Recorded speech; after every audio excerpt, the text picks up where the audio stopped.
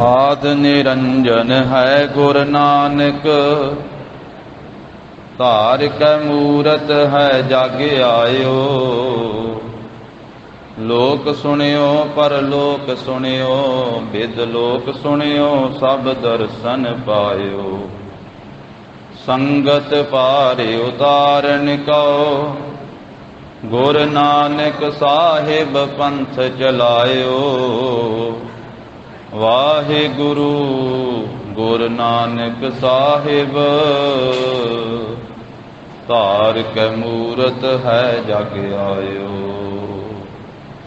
सतनाम श्री वाहिगुरु साहिब जीओ।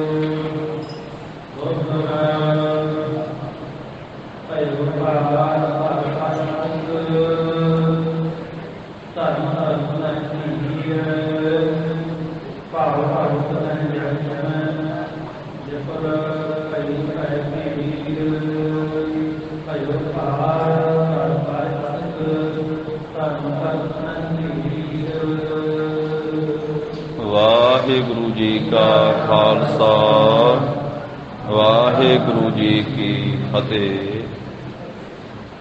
पतित पावन भगत वत्सल अंतरजामी दसां पातशाहियां दी जोत, धन श्री गुरु ग्रंथ साहिब जी महाराज, सतगुरां दी अपरपार किरपा दा सदका जगत गुरु जाहर पीर जगत गुर बाबा धन धन श्री गुरु नानक देव साहिब जी महाराज, सतगुरां दे पावन अस्थान सचखंड दरबार गुरुद्वारा श्री बेर साहिब जी विखे हाजरी भर रही गुरु की साजी नवाजी हुई साध संगत जीओ। सतगुरां ने किरपा दृष्टि की है, अपने अमृतमयी दर्शन बख्शिश कीते। सत संगत दा अमोलक सुभागा समा प्राप्त होया है। लड़ीवार रूप दे विच जगत गुरु जी दे पावन इतिहास दी कथा श्री गुरु नानक प्रकाश ग्रंथ, जिस दे साध संगत जी तीसरे अध्याय दी विचार, जिस विच भाई बाला जी ने श्री गुरु अंगद देव साहब महाराज जी नूं श्री खडूर साहब की धरती ते पावन इतिहास लिखाउंदियां होइयां महाराज साहब जी दे प्रकाश धारन तो पहलां दे जो हालात सी और उस समय दे जो हालात सी वो दसे। जिस तरह की हालत एक कलयुग के समय दे विच जिस तरह का वरतारा वरतिया, तो भाई साहब जी ने वो सारा खुलासे सहित वर्णन किया है भी राजे जिहड़े हन वो भैड़ी मत वाले हो गए, प्रजा नूं दुख दे रहे आ, मंत्री जिहड़े वो वेश्यागामी हो गए, काजी रिश्वतखोरी हो गए। इसे प्रकार बाकी जिन्ने जोगियां दे 12 मत 12 पंथ आपस में ईरखा लड़ाई झगड़ा करन लग पे, सिर मूँह मना करके सन्यासी बन गए, पर हिरदे अंदर धन दी ते व्यभिचार की आसा बनी हुई है। इसे तरह अपने आप नूं अतीत कहाउण लगे, बैरागी कहाउण लगे, पर गृहस्थियां नालों भी वध मन दे अंदर तृष्णा की अग मचन लगी। विद्वान पंडित पहरेदार वो पहरेदार ही चोरियां करन लगे, तो जिस वेले पहरेदार ही कहंदे चोरियां करे फिर राखी कौन करेगा। राजा प्रजा की वाड़ सी, प्रजा ही खेत नूं खाण लग पई। इस तरह की हालत जिहड़ी है वो संसार दे विच वरती, तां फिर धरती वल्लों ये पापां दा पहाड़ ਪਾਪਾਂ ਦਾ ਬੋਝ, ਪਾਪਾਂ ਦਾ ਭਾਰ ਨਾ ਝੱਲਿਆ ਜਾਣ ਲੱਗਾ ਤੇ ਆਪ ਮੁਹਾਰੇ ਫਿਰ ਸਾਰੀ ਸ੍ਰਿਸ਼ਟੀ ਦੇ ਵਿੱਚੋਂ ਬੇਨਤੀਆਂ ਹੋਈਆਂ ਕਿ ਹੇ ਪਰਮੇਸ਼ਰ ਵਾਹਿਗੁਰੂ ਕਿਰਪਾ ਕਰੋ, ਆਪ ਜੀ ਇਹ ਭਾਰ ਦੂਰ ਕਰੋ। ਇਸ ਤਰ੍ਹਾਂ ਸਾਧ ਸੰਗਤ ਜੀ ਆਪਾਂ ਇਹ ਪਿਛਲੇ ਪ੍ਰਸੰਗ ਦੇ ਵਿੱਚ ਸਰਵਣ ਕੀਤਾ ਹੈ। ਜਿਵੇਂ ਧਰਤੀ ਪਾਪਾਂ ਦੇ ਬੋਝ ਦੇ ਨਾਲ ਵਿਆਕੁਲ ਹੋਈ, ਦੁਖੀ ਹੋਈ ਬੇਨਤੀਆਂ ਕਰਦੀ ਹੈ, ਸ੍ਰਿਸ਼ਟੀ ਬੇਨਤੀਆਂ ਕਰਦੀ ਹੈ ਔਰ ਸਾਰੇ ਪਰਮੇਸ਼ਰ ਵਾਹਿਗੁਰੂ ਜੀ ਦੇ ਚਰਨਾਂ ਦੇ ਵਿੱਚ ਅਰਦਾਸਾਂ ਕਰਦੇ ਹਨ ਕਿ ਇਹ ਕਲਯੁਗ ਦਾ ਐਸਾ ਭਿਆਨਕ ਸਮਾਂ ਆਇਆ ਹੈ, ਇਹ ਪਾਪਾਂ ਦੀ ਨਿਵਰਤੀ ਕਰੋ, ਇਹ ਪਾਪਾਂ ਰੂਪੀ ਭਾਰ ਹੌਲਾ ਕਰੋ। ਉਹ ਕਿਵੇਂ ਬੇਨਤੀਆਂ ਹੋ ਰਹੀਆਂ ਹਨ? ਸਭ ਸ੍ਰਿਸ਼ਟ ਸੇਵੇ ਦਿਨ ਰਾਤ ਜੀਓ, ਸਭ ਸ੍ਰਿਸ਼ਟ ਸੇਵੇ ਦਿਨ ਰਾਤ ਜੀਓ,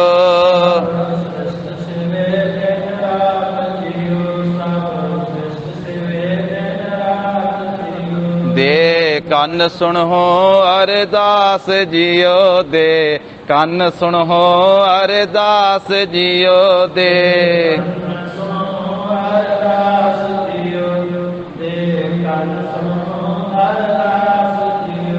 ਦੇ ਕੰਨ ਸੁਣੋ ਅਰਦਾਸ ਜੀਓ, ਦੇ ਕੰਨ ਸੁਣੋ ਅਰਦਾਸ ਜੀਓ, ਦੇ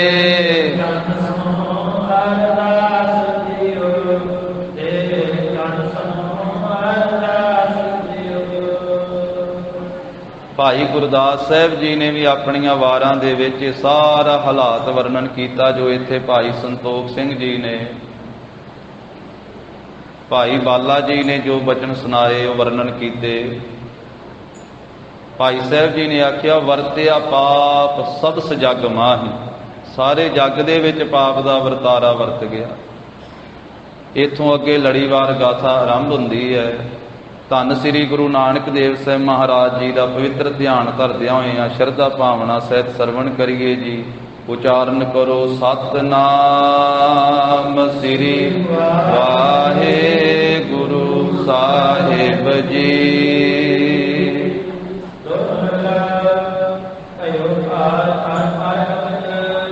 ਧਰਤੀ ਦੇ ਉੱਤੇ ਬਹੁਤ ਜ਼ਿਆਦਾ ਭਾਰ ਹੋ ਗਿਆ।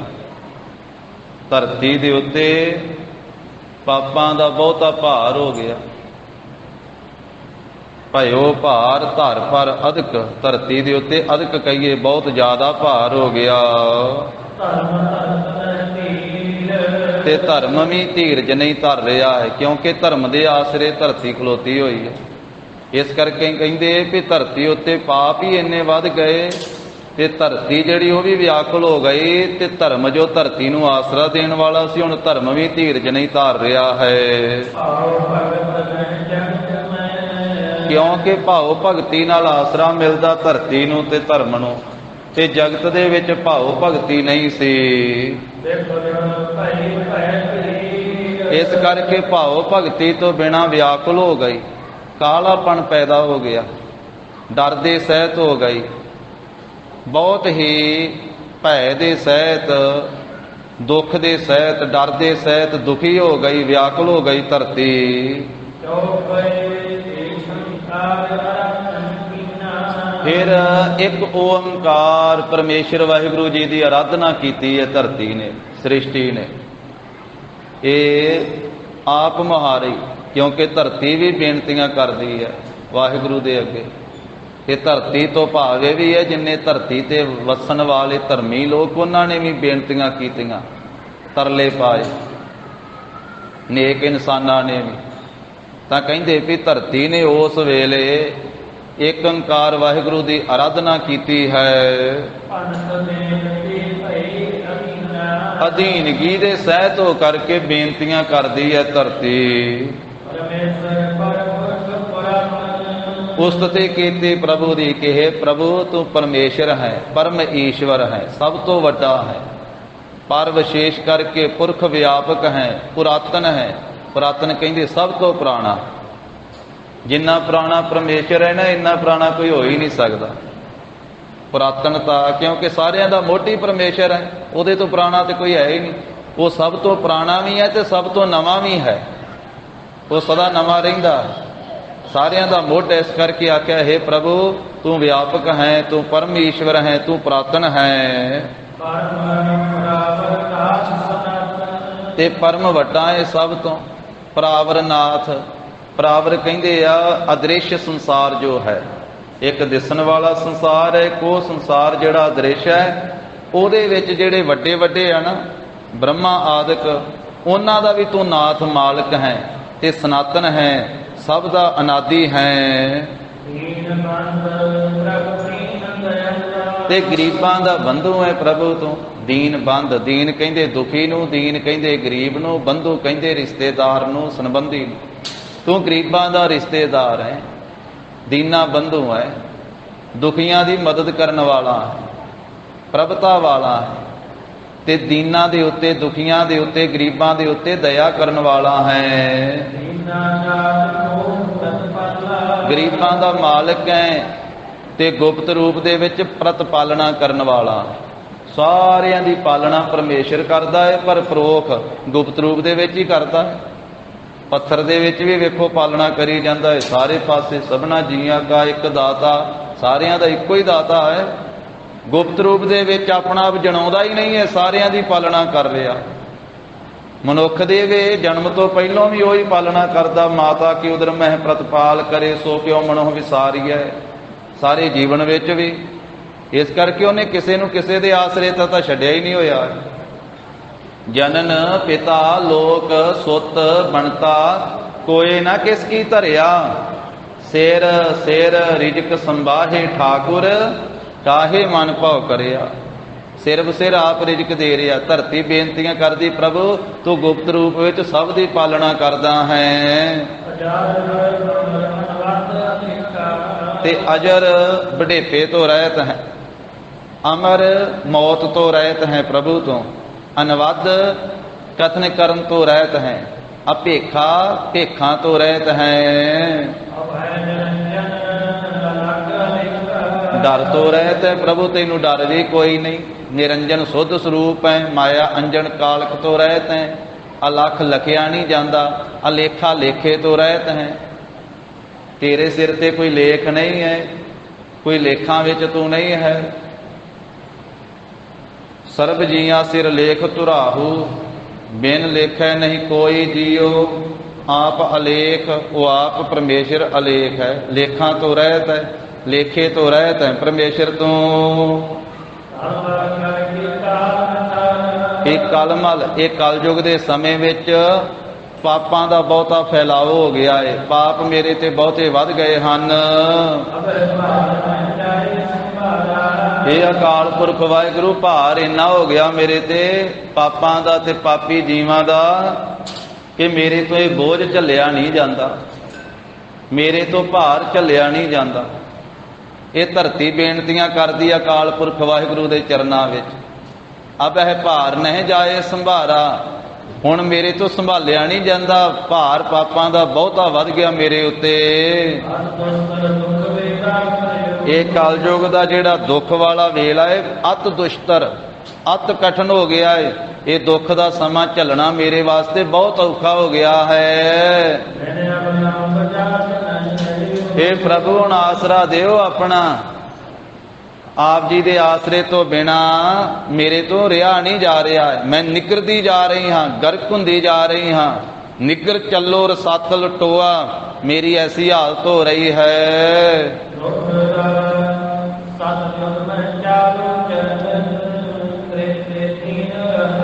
हे ਪ੍ਰਭੂ, ਜਦੋਂ ਸਤਜੁਗ ਦਾ ਸਮਾਂ ਸੀ ਮੈਂ ਚਾਰ ਪੈਰਾਂ ਦੇ ਭਾਰ ਤੇ ਖਲੋਤੀ ਸਾਂ। ਜਦੋਂ ਤ੍ਰੇਤੇ ਯੁੱਗ ਦਾ ਸਮਾਂ ਆਇਆ ਮੇਰਾ ਇੱਕ ਪੈਰ ਨਸ਼ਟ ਹੋ ਗਿਆ, ਮੈਂ ਤਿੰਨਾਂ ਪੈਰਾਂ ਦੇ ਭਾਰ ਤੇ ਖਲੋਤੀ ਰਹੀ।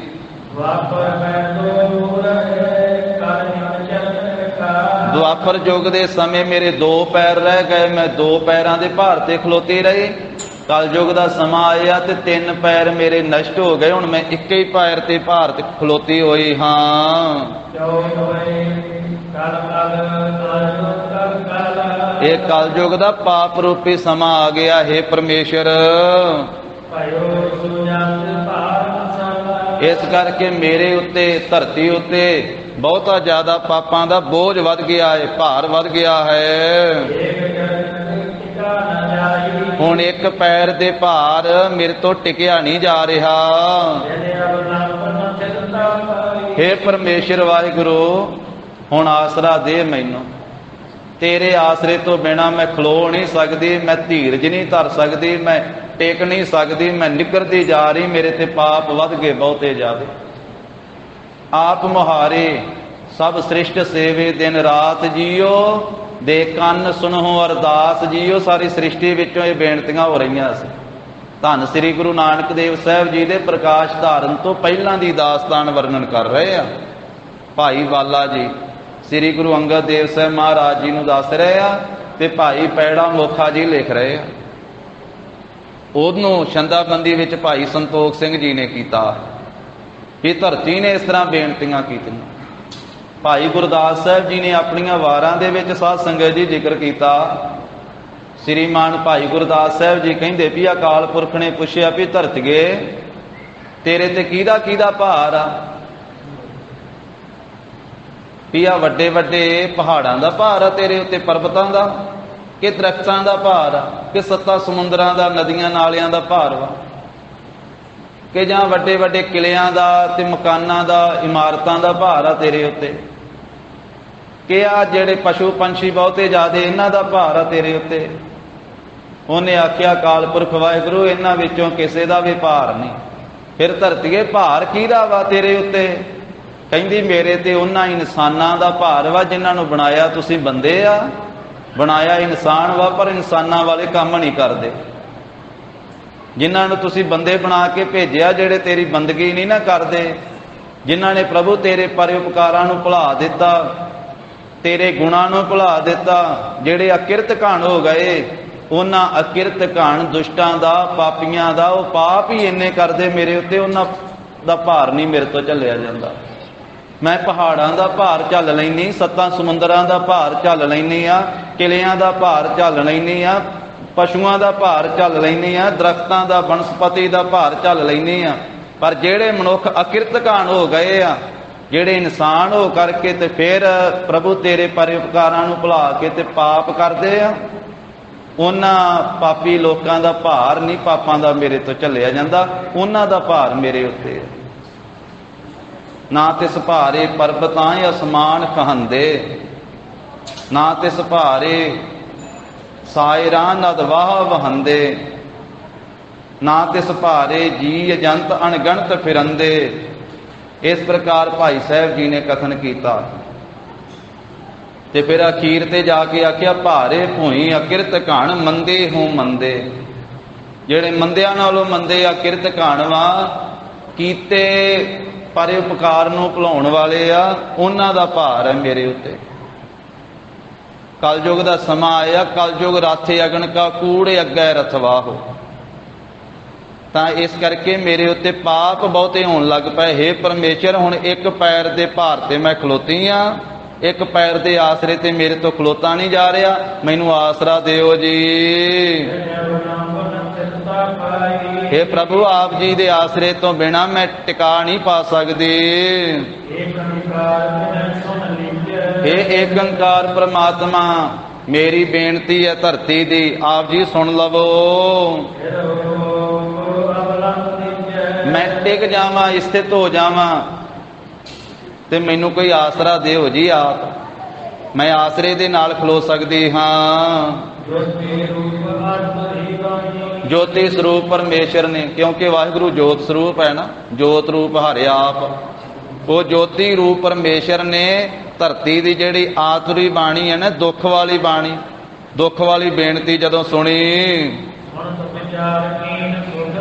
ਸੁੱਖਾਂ ਦੇ ਦਾਤੇ ਅਕਾਲ ਪੁਰਖ ਵਾਹਿਗੁਰੂ ਨੇ ਧਰਤੀ ਦੀ ਦੁੱਖ ਵਾਲੀ ਇਹ ਬਿਰਥਾ, ਇਹ ਪੀੜਾ, ਇਹ ਬੇਨਤੀ ਸੁਣ ਕਰਕੇ ਵਿਚਾਰ ਕੀਤੀ। ਫਿਰ ਇਹ ਧਰਤੀ ਦਾ ਭਾਰ ਹੌਲਾ ਕਰਨ ਵਾਸਤੇ, ਧਰਤੀ ਤੋਂ ਪਾਪਾਂ ਨੂੰ ਦੂਰ ਕਰਨ ਵਾਸਤੇ, ਪੁੰਨਾਂ ਨੂੰ ਪ੍ਰਗਟ ਕਰਨ ਵਾਸਤੇ, ਨਾਮ ਜਪਾਉਣ ਵਾਸਤੇ, ਭਾਉ ਭਗਤੀ ਦਾ ਮਾਰਗ ਚਲਾਉਣ ਵਾਸਤੇ, ਇਸ ਕੰਮ ਵਾਸਤੇ ਤੇ ਬਹੁਤਿਆਂ ਨੂੰ ਅੱਗੇ ਭੇਜਿਆ ਮੈਂ ਧਰਤੀ ਦੇ ਉੱਤੇ। ਵਿਚਾਰ ਕੀਤੀ ਵਾਹਿਗੁਰੂ ਨੇ। ਵੀ ਇਸ ਕੰਮ ਵਾਸਤੇ, ਧਰਤੀ ਦੇ ਪਾਪ ਦੂਰ ਕਰਨ ਵਾਸਤੇ ਤਾਂ ਪਹਿਲਾਂ ਕਈਆਂ ਨੂੰ ਭੇਜਿਆ ਹੈ, ਪਰ ਉਹਨਾਂ ਨੇ ਧਰਤੀ ਦੇ ਉੱਤੇ ਨਾਮ ਜਪਾ ਕੇ ਪਾਪ ਨਹੀਂ ਦੂਰ ਕੀਤੇ, ਜਾ ਕੇ ਆਪੋ ਆਪਣੇ ਪੰਥੀ ਚਲਾ ਲਏ।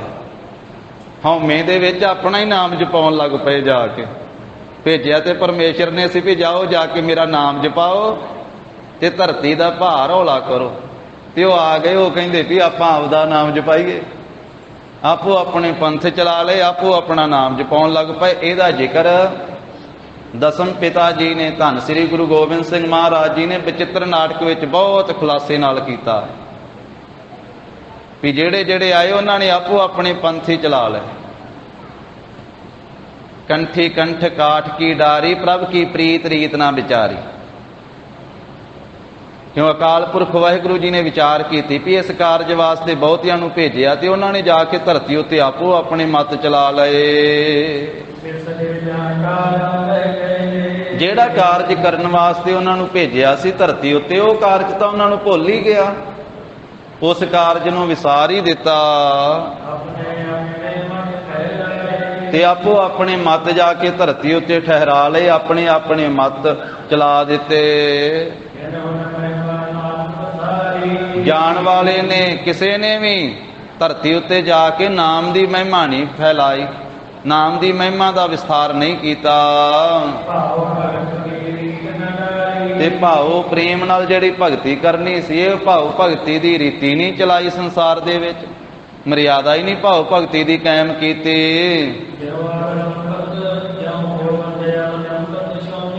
ਜਿਵੇਂ ਕਹਿੰਦੇ ਵੀ ਇਹ ਧਰਤੀ ਆਸਰੇ ਦੇ ਸਹਿਤ ਹੋਵੇ, ਇਸ ਤਰ੍ਹਾਂ ਜਗ ਨੂੰ ਪੈਦਾ ਕਰਨ ਵਾਲੇ ਅਕਾਲ ਪੁਰਖ ਵਾਹਿਗੁਰੂ ਵਿਚਾਰ ਕਰਕੇ ਤੇ ਫਿਰ ਬੋਲੇ, ਆਕਾਸ਼ਬਾਣੀ ਹੋਈ। ਫਿਰ ਆਵਾਜ਼ ਆਈ ਧਰਤੀ ਨੂੰ, ਇਹ ਆਵਾਜ਼ ਪਰਮੇਸ਼ਰ ਜੀ ਬੋਲੇ, ਆਖਿਆ ਹੇ ਧਰਤੀ ਤੇਰੇ ਉੱਤੇ ਮੈਂ ਆਪ ਆਵਾਂਗਾ। ਹੁਣ ਪਹਿਲਾਂ ਮੈਂ ਅਵਤਾਰਾਂ ਨੂੰ ਭੇਜਦਾ ਰਿਹਾ ਵਾਂ, ਕਦੀ 14 ਕਲਾ ਕਦੀ 16 ਕਲਾ, ਤੇ ਹੁਣ ਮੈਂ ਆਪ ਚੱਲ ਕੇ ਆਵਾਂਗਾ ਤੇਰੇ ਉੱਤੇ। ਤੇ ਆ ਕਰਕੇ ਜਦੋਂ ਮੈਂ ਤੇਰੇ ਉੱਤੇ ਵਿਚਰਾਂਗਾ ਨਾ 9 ਖੰਡਾਂ ਦੇ ਵਿੱਚ, ਤੇ ਫਿਰ ਨਾਮ ਕੀਰਤਨ ਦਾ ਵਿਸਥਾਰ ਜਦੋਂ ਮੈਂ ਆ ਕੇ ਕਰਾਂਗਾ ਤੇਰੇ ਤੇ, ਹੁਣ ਤਾਂ ਹੀ ਤੈਨੂੰ ਆਸਰਾ ਮਿਲ ਸਕਦਾ ਜਦੋਂ ਮੈਂ ਆਪ ਚੱਲ ਕੇ ਆਵਾਂਗਾ ਧਰਤੀਏ ਤੇਰੇ ਉੱਤੇ, ਤੇ ਆ ਕੇ ਫਿਰ ਕੀਰਤਨ ਕਰਾਂਗਾ ਤੇਰੇ ਤੇ, ਨਾਮ ਬਾਣੀ ਦਾ ਵਿਸਥਾਰ ਕਰਾਂਗਾ, ਫਿਰ ਤੈਨੂੰ ਧੀਰਜ ਮਿਲੇਗਾ, ਤੈਨੂੰ ਆਸਰਾ ਮਿਲੇਗਾ, ਤਾਂ ਤੂੰ ਟਿਕਾ ਦੇ ਸਹਿਤ ਹੋਵੇਂਗੀ। ਇਸ ਕਰਕੇ ਹੁਣ ਮੈਂ ਆਪਣੇ ਆਪ ਨੂੰ ਪ੍ਰਗਟ ਕਰਾਂਗਾ ਜਗ ਦੇ ਵਿੱਚ, ਹੁਣ ਹੋਰ ਕਿਸੇ ਨੂੰ ਭੇਜਿਆ ਨਹੀਂ ਸਰਨਾ ਹੈ, ਮੇਰੇ ਤੋਂ ਬਿਨਾ ਹੋਰ ਕੋਈ ਯਤਨ ਨਹੀਂ ਹੋ ਸਕਦਾ। ਇਸ ਕਰਕੇ ਪਹਿਲਾਂ ਮੈਂ ਕਈਆਂ ਨੂੰ ਭੇਜ ਵੇਖਿਆ, ਪਰ ਜਿਨ੍ਹਾਂ ਨੂੰ ਭੇਜਿਆ ਉਹਨਾਂ ਨੇ ਆਪਣੇ ਆਪਣੀ ਪੰਥ ਚਲਾ ਲਏ ਜਾ ਕੇ ਸੰਸਾਰ ਵਿੱਚ। ਹੁਣ ਮੈਂ ਭੇਜਣਾ ਨਹੀਂ ਕਿਸੇ ਨੂੰ, ਹੁਣ ਮੈਂ ਆਪ ਚੱਲ ਕੇ ਆਵਾਂਗਾ। ਭੇਜਣ ਵਾਲੇ ਪਰਮੇਸ਼ਰ ਆਪ ਆਉਣ ਲੱਗੇ, ਅਕਾਲ ਪੁਰਖ ਵਾਹਿਗੁਰੂ ਸ੍ਰੀ ਗੁਰੂ ਨਾਨਕ ਦੇਵ ਸਾਹਿਬ ਜੀ ਦੇ ਰੂਪ ਵਿੱਚ ਆਉਣ ਲੱਗੇ। ਆਖਿਆ ਧਰਤੀਏ ਹੁਣ ਮੈਂ ਆਪ ਆਵਾਂਗਾ ਤੇਰੇ ਤੇ ਆ ਕੇ ਆਪ ਨਾਮ ਦਾ ਕੀਰਤਨ ਤੇਰੇ ਤੇ ਕਰਾਂਗਾ, ਤੇ ਫਿਰ ਤੈਨੂੰ ਆਸਰਾ ਹੋਵੇਗਾ। ਇਸ ਕਰਕੇ ਹੁਣ ਆਪਣੇ ਆਪ ਨੂੰ ਪ੍ਰਗਟ ਕਰਾਂਗਾ। ਇਹਦੇ ਤੇ ਮਹਾਂਪੁਰਖ ਸਾਧ ਸੰਗਤ ਜੀ ਦ੍ਰਿਸ਼ਟਾਂਤ ਦਿਆ ਕਰਦੇ, ਉਦਾਹਰਨ ਵੀ ਜਿਵੇਂ ਇੱਕ ਬਾਦਸ਼ਾਹ ਉਹ ਰਾਜ ਕਰਦਾ ਹੈ, ਕਿਸੇ ਇਲਾਕੇ ਦੇ ਵਿੱਚ ਕੋਈ ਝਗੜਾ ਹੋ ਜਾਵੇ ਤੇ ਉੱਥੇ ਅਮਨ ਸ਼ਾਂਤੀ ਕਾਇਮ ਕਰਨ ਵਾਸਤੇ ਆਪਣੇ ਸਿਪਾਹੀਆਂ ਨੂੰ ਭੇਜਦਾ। ਉਹ ਸਿਪਾਹੀ ਜਾ ਕਰਕੇ ਉੱਥੇ ਉਹ ਕਾਰਜ ਕਰਦੇ ਆ। ਜਦੋਂ ਦੇਸ਼ ਦੇ ਵਿੱਚ ਕੋਈ ਬਹੁਤਾ ਹੀ ਝਗੜਾ ਵੱਧ ਜਾਵੇ ਤੇ ਫਿਰ ਕਿਸੇ ਸਿਪਾਹੀ ਨੂੰ ਭੇਜਿਆ ਨਾ ਕੰਮ ਰੁਕਾਉਂਦਾ ਹੋਵੇ, ਕਿਸੇ ਵਜ਼ੀਰ ਨੂੰ ਮੰਤਰੀ ਨੂੰ ਅਹਿਲਕਾਰ ਨੂੰ ਭੇਜਿਆ ਨਾ ਉਹ ਝਗੜਾ ਨਿਪਟਾਇਆ ਜਾਂਦਾ ਹੋਵੇ, ਤੇ ਫਿਰ ਬਾਦਸ਼ਾਹ ਆਪ ਚੱਲ ਕੇ ਆ ਜਾਂਦਾ, ਆਪ ਆ ਕੇ ਫਿਰ ਕਾਰਜ ਰਾਸ ਕਰਦਾ ਹੈ ਵੀ ਹੁਣ ਮੇਰੇ ਤੋਂ ਗਏ ਤੋਂ ਬਿਨਾਂ ਨਹੀਂ ਕੰਮ ਰੁਕਾਉਣਾ, ਹੁਣ ਆਪ ਹੀ ਜਾਣਾ ਪੈਣਾ। ਇਸੇ ਤਰ੍ਹਾਂ ਸਮੇਂ ਦੇ ਨਾਲ ਵੱਖ-ਵੱਖ ਅਵਤਾਰ ਪਰਮੇਸ਼ਰ ਜੀ ਨੇ ਭੇਜੇ, ਜਿਨ੍ਹਾਂ ਨੇ ਆ ਕੇ ਸੰਸਾਰ ਦੇ ਵਿੱਚ ਨਾਮ ਜਪਾਇਆ, ਭਾਵ ਭਗਤੀ ਦੀ ਰੀਤ ਚਲਾਈ।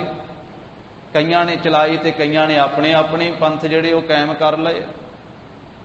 ਤੇ ਜਿਸ ਵੇਲੇ ਕਲਯੁਗ ਦਾ ਸਮਾਂ ਆਇਆ ਤੇ ਧਰਤੀ ਨੇ ਪੁਕਾਰਾਂ ਕੀਤੀਆਂ, ਸ੍ਰਿਸ਼ਟੀ ਨੇ ਬੇਨਤੀਆਂ ਕੀਤੀਆਂ, ਧਰਮੀ ਲੋਕਾਂ ਨੇ ਅਰਦਾਸਾਂ ਕੀਤੀਆਂ, ਤੇ ਫਿਰ ਭੇਜਣ ਵਾਲੇ ਅਕਾਲ ਪੁਰਖ ਵਾਹਿਗੁਰੂ ਆਪ ਹੀ ਆਉਣ ਲੱਗੇ।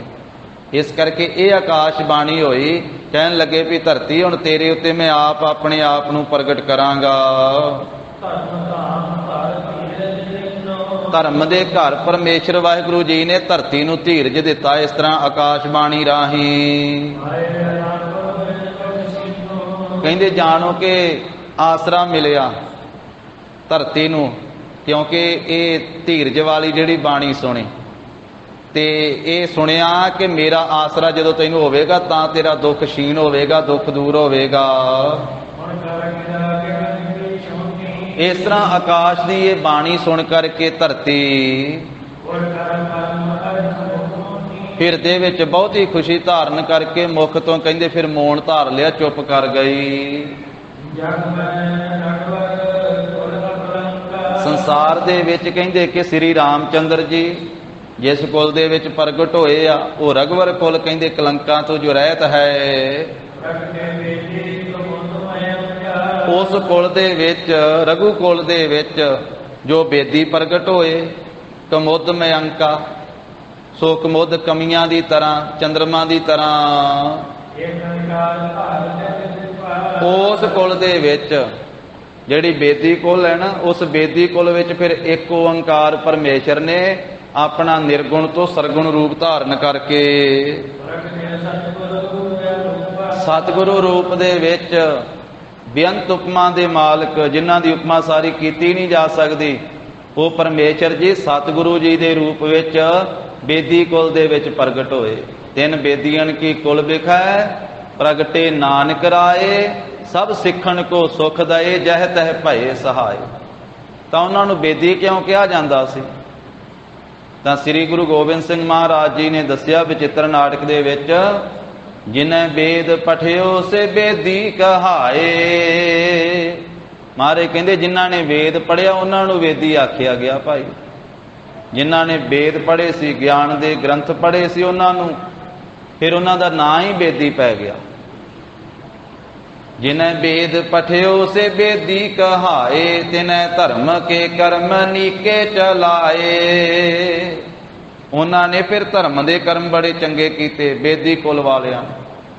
ਤਾਂ ਉਸ ਬੇਦੀ ਕੁਲ ਦੇ ਵਿੱਚ ਇੱਕ ਓੰਕਾਰ ਪਰਮੇਸ਼ਰ ਨੇ ਆਪਣਾ ਰੂਪ ਧਾਰਨ ਕਰਕੇ ਸਤਿਗੁਰੂ ਰੂਪ ਦੇ ਵਿੱਚ ਪ੍ਰਗਟ ਹੋਣਾ ਕੀਤਾ, ਜਿਨ੍ਹਾਂ ਦੀ ਬੇਅੰਤ ਉਪਮਾ ਹੈ।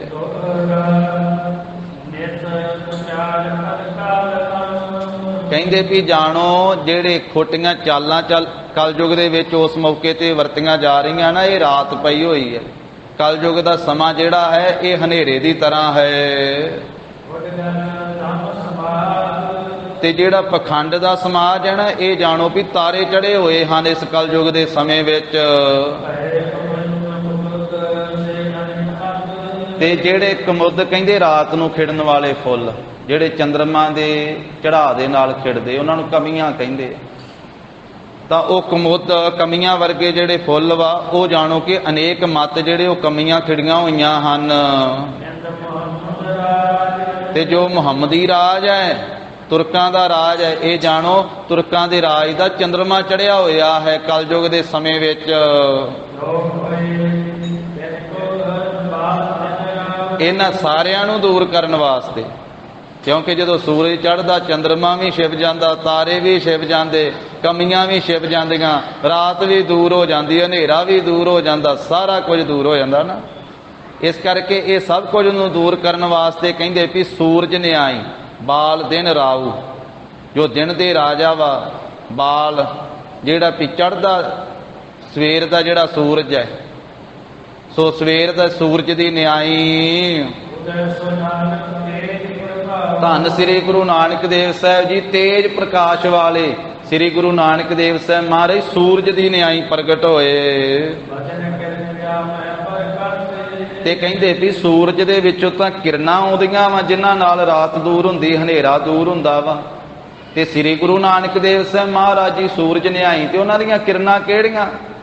ਭਾਈ ਸਾਹਿਬ ਕਹਿੰਦੇ ਵੀ ਜਿਹੜੇ ਬਚਨ ਵਾ ਨਾ ਸ੍ਰੀ ਗੁਰੂ ਨਾਨਕ ਸਾਹਿਬ ਜੀ ਦੇ, ਉਹ ਕਿਰਨਾਂ ਵਾ ਜਾਣੋ। ਸੂਰਜ ਰੂਪੀ ਸਤਿਗੁਰੂ ਜੀ ਦੀਆਂ ਕਿਰਨਾਂ ਜਿਸ ਜੀਵ ਦੇ ਹਿਰਦੇ ਵਿੱਚ ਪ੍ਰਕਾਸ਼ ਕਰਦੀਆਂ, ਉਹਨਾਂ ਕਿਰਨਾਂ ਨੂੰ ਵੇਖ ਕਰਕੇ ਸੂਰਜ ਰੂਪ ਸਤਿਗੁਰੂ ਜੀ ਦੇ ਦਰਸ਼ਨ ਕਰਕੇ ਜੋ ਸੰਤਾਂ ਰੂਪੀ ਕਵਲ ਫੁੱਲ ਵਣ ਉਹ ਤਾਂ ਖੇੜੇ ਦੇ ਸਹਿਤ ਹੋ ਗਏ। ਕਹਿੰਦੇ ਸੂਰਜ ਚੜ੍ਹਦਾ ਏ, ਬਾਕੀ ਚਾਰ ਚਫੇਰੇ ਸਾਰੇ ਖੁਸ਼ ਹੋ ਜਾਂਦੇ, ਪਰ ਉੱਲੂ ਨੂੰ ਵਿਪਤਾ ਪੈ ਜਾਂਦੀ ਹੈ, ਕਿਉਂਕਿ ਉੱਲੂ ਰਾਤ ਨੂੰ ਉਡਾਰੀਆਂ ਲਾਉਂਦਾ ਏ, ਦਿਨੇ ਉਹਨੂੰ ਦਿਸਦਾ ਨਹੀਂ ਸੂਰਜ ਦੇ ਸਾਹਮਣੇ। ਇਸ ਕਰਕੇ ਜਿਹੜੇ ਪਖੰਡੀ ਹੈ ਨਾ, ਉਹ ਜਾਣੋ ਕਿ ਉੱਲੂ ਦੇ ਬਰਾਬਰ ਹੈ। ਉਹ ਦੰਭੀ ਜਿਹੜੇ ਪਖੰਡੀ ਉੱਲੂ ਦੀ ਤਰ੍ਹਾਂ ਸੀ, ਉਹਨਾਂ ਨੂੰ ਭਾਰੀ ਦੁੱਖ ਹੋਇਆ ਸਤਿਗੁਰੂ ਜੀ ਦੇ ਪ੍ਰਗਟ ਹੋਣ ਦੇ ਨਾਲ, ਸੂਰਜ ਚੜ੍ਹਨ ਦੇ ਨਾਲ। ਸੂਰਜ ਚੜ੍ਹ ਜਾਵੇ ਤੇ ਚਕਵੇ ਚਕਵੇ ਨੂੰ ਬੜੀ ਖੁਸ਼ੀ ਹੁੰਦੀ ਹੈ, ਕਿਉਂਕਿ ਰਾਤ ਨੂੰ ਉਹਨਾਂ ਦਾ ਵਿਛੋੜਾ ਪੈਂਦਾ, ਦਿਨੇ ਉਹਨਾਂ ਦਾ ਮਿਲਾਪ ਹੁੰਦਾ ਹੈ। ਕਬੀਰ ਚੱਕਈ ਜੋ ਨਿਸ ਬੀਸ਼ਰੈ, ਆਏ ਮਿਲੇ ਪ੍ਰਭਾਤ, ਜੋ ਨਰ ਬਿਸ਼ਰੇ ਰਾਮ ਸਿਓ, ਨਾ ਦਿਨ ਮਿਲੇ ਨਾ ਰਾਤ। ਤਾਂ ਇਸ ਕਰਕੇ ਇਸ ਅਲੰਕਾਰ ਦੁਆਰਾ ਕਹਿੰਦੇ ਵੀ ਜਿਹੜੇ ਕਿੰਕਰ ਦਾਸ ਵਨ, ਸਿੱਖ ਸੇਵਕ ਰੂਪੀ ਚਕਵੇ ਚਕਵੀਆਂ ਵਾ, ਉਹ ਸੁਖ ਦੇ ਸਹਿਤ ਹੋ ਗਏ ਜਦੋਂ ਸੂਰਜ ਰੂਪੀ ਸਤਿਗੁਰੂ ਜੀ ਦਾ ਦਰਸ਼ਨ ਹੋਇਆ। ਸੂਰਜ ਚੜ੍ਹਦਾ ਹੈ ਤੇ ਧੁੱਪ ਸੰਸਾਰ ਵਿੱਚ ਪ੍ਰਕਾਸ਼ ਕਰਦੀ ਹੈ।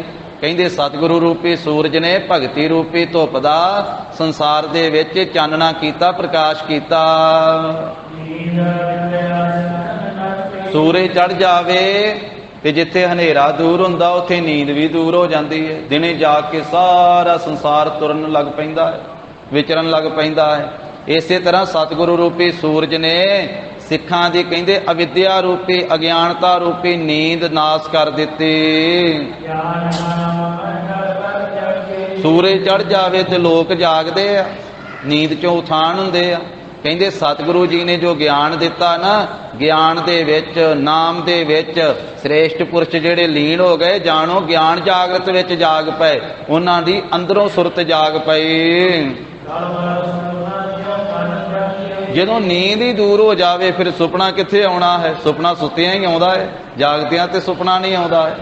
ਇਸ ਤਰ੍ਹਾਂ ਕਹਿੰਦੇ ਹਨ ਵੀ ਜਿਸ ਵੇਲੇ ਜਾਗੇ ਤੇ ਪਾਪਾਂ ਰੂਪੀ ਸੁਪਨਾ ਜਿਹੜਾ ਹੈ ਉਹ ਵੀ ਮਨ ਵਿੱਚੋਂ ਤਿਆਗ ਦਿੱਤਾ, ਪਰ ਗਿਆਨ ਰੂਪੀ ਜਾਗ ਆ ਗਈ ਤੇ ਪਾਪਾਂ ਰੂਪੀ ਸੁਪਨਾ ਸਿੱਖਾਂ ਨੇ ਆਪਣੇ ਮਨਾਂ ਵਿੱਚੋਂ ਤਿਆਗ ਦਿੱਤਾ ਸਤਿਗੁਰੂ ਰੂਪੀ ਸੂਰਜ ਦੇ ਦਰਸ਼ਨ ਪਾ ਕਰਕੇ। ਧਰਮ ਨੂੰ, ਧਰਤੀ ਨੂੰ ਧੀਰਜ ਦੇਣ ਵਾਸਤੇ, ਆਸਰਾ ਦੇਣ ਦੇ ਵਾਸਤੇ। ਪਿੱਛੇ ਚਲੇ ਗਏ। ਧਰਮ ਧਰਤ ਧੀਰਜ ਕੇ ਹੇਤਾ, ਪ੍ਰਗਟੇ ਸ੍ਰੀ ਬੇਦੀ ਕੁਲ ਕੇਤਾ। ਪ੍ਰਗਟ ਹੋਇਆ ਸ੍ਰੀ ਸੋਭਾ ਵਾਲੇ ਬੇਦੀ ਕੁਲ ਦੇ ਜਿਹੜੇ ਨਿਸ਼ਾਨ ਸਰੂਪ ਆ, ਜਿਨ੍ਹਾਂ ਦੇ ਪ੍ਰਗਟ ਹੋਣ ਦੇ ਨਾਲ ਸਾਰੀ ਸ੍ਰਿਸ਼ਟੀ ਵਿੱਚ ਬੇਦੀ ਕੁਲ ਵੀ ਰੌਸ਼ਨ ਹੋ ਗਈ। ਕਿਉਂਕਿ ਮਹਾਰਾਜ ਸਾਹਿਬ ਜੀ ਉਸ ਖਾਨਦਾਨ ਦੇ ਵਿੱਚ ਪ੍ਰਗਟ ਹੋਏ, ਉਸ ਕੁਲ ਵਿੱਚ ਪ੍ਰਗਟ ਹੋਏ ਤੇ ਉਹ ਕੁਲ ਵੀ ਸਾਧ ਸੰਗਤ ਜੀ ਮਹਾਨ ਹੋ ਗਈ। ਜਿਵੇਂ ਗੁਰਬਾਣੀ ਚ ਬਚਨ ਹੈ, ਸਾ ਧਰਤੀ ਭਈ ਹਰਿ ਆਵਲੇ, ਜਿੱਥੇ ਮੇਰਾ ਸਤਿਗੁਰ ਬੈਠਾ ਆਏ। ਸੇ ਜੰਤ ਭਏ ਹਰਿ ਆਵਲੇ, ਜਿਨੀ ਮੇਰਾ ਸਤਿਗੁਰ ਦੇਖਿਆ ਜਾਏ। ਧੰਨ ਧੰਨ ਪਿਤਾ, ਧੰਨ ਧੰਨ ਕੁਲ, ਧੰਨ ਧੰਨ ਸੋ ਜਨਨੀ ਜਿਨ ਗੁਰੂ ਜਣਿਆ ਮਾਏ। ਧੰਨ ਧੰਨ ਗੁਰੂ ਜਿਨ ਨਾਮ ਆਰਾਧਿਆ, ਆਪ ਤਰਿਆ ਜਿਨੀ ਡਿਠਾ ਤਿਨਾ ਲਏ ਛਡਾਏ। ਧੰਨ ਧੰਨ ਪਿਤਾ, ਧੰਨ ਧੰਨ ਕੁਲ, ਉਹ ਕੁਲ ਵੀ ਧੰਨ ਹੋ ਗਏ। ਕਹਿੰਦੇ ਸ੍ਰੀ ਬੇਦੀ ਕੁਲ ਕੇਤਾ, ਬੇਦੀ ਕੁਲ ਦੇ ਨਿਸ਼ਾਨ ਸਰੂਪ ਧੰਨ ਸ੍ਰੀ ਗੁਰੂ ਨਾਨਕ ਦੇਵ ਸਾਹਿਬ ਜੀ ਧਰਮ ਨੂੰ ਤੇ ਧਰਤੀ ਨੂੰ ਧੀਰਜ ਦੇਣ ਵਾਸਤੇ, ਆਸਰਾ ਦੇਣ ਵਾਸਤੇ ਪ੍ਰਗਟ ਹੋਏ। ਸੋਭਾ ਵਾਲੇ ਭਾਈ ਬਾਲਾ ਜੀ ਜੋ ਧੰਨ ਸ੍ਰੀ ਗੁਰੂ ਨਾਨਕ ਦੇਵ ਸਾਹਿਬ ਮਹਾਰਾਜ ਦੇ ਪਹਿਲੇ ਚੌਰ ਬਰਦਾਰ ਹਨ। ਜਿੱਥੇ ਜਗਤ ਗੁਰੂ ਜੀ ਦੇ ਪਹਿਲੇ ਕੀਰਤਨੀਏ ਆ, ਰਬਾਬੀ ਆ ਭਾਈ ਮਰਦਾਨਾ ਜੀ, ਉੱਥੇ ਗੁਰੂ ਜੀ ਦੇ ਘਰ ਦੇ ਪਹਿਲੇ ਚੌਰ ਬਰਦਾਰ ਭਾਈ ਬਾਲਾ ਜੀ ਹਨ। ਤੇ ਭਾਈ ਬਾਲਾ ਜੀ ਸੰਧੂ ਜਿਨ੍ਹਾਂ ਦੀ ਗੋਤ ਹੈ, ਵਾਚ ਉਹ ਬਚਨ ਕਰਦੇ ਹਨ। ਸ੍ਰੀ ਗੁਰੂ ਅੰਗਦ ਦੇਵ ਸਾਹਿਬ ਜੀ ਦੀ ਹਜ਼ੂਰੀ ਵਿੱਚ ਬੈਠੇ ਹੋਏ ਖਡੂਰ ਸਾਹਿਬ।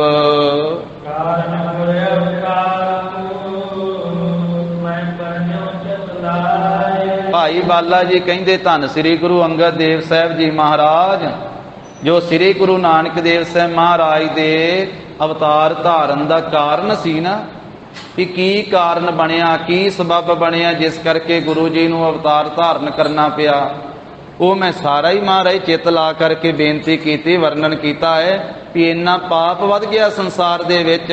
ਉਸ ਪਾਪ ਦੀ ਨਿਵਰਤੀ ਕਰਨ ਵਾਸਤੇ, ਸੰਸਾਰ ਵਿੱਚ ਸਤ ਸੰਗਤ ਕਾਇਮ ਕਰਨ ਵਾਸਤੇ, ਸੰਸਾਰ ਦੇ ਵਿੱਚ ਨਾਮ ਬਾਣੀ ਦਾ ਵਿਸਥਾਰ ਕਰਨ ਵਾਸਤੇ ਗੁਰੂ ਜੀ ਪ੍ਰਗਟ ਹੋਏ।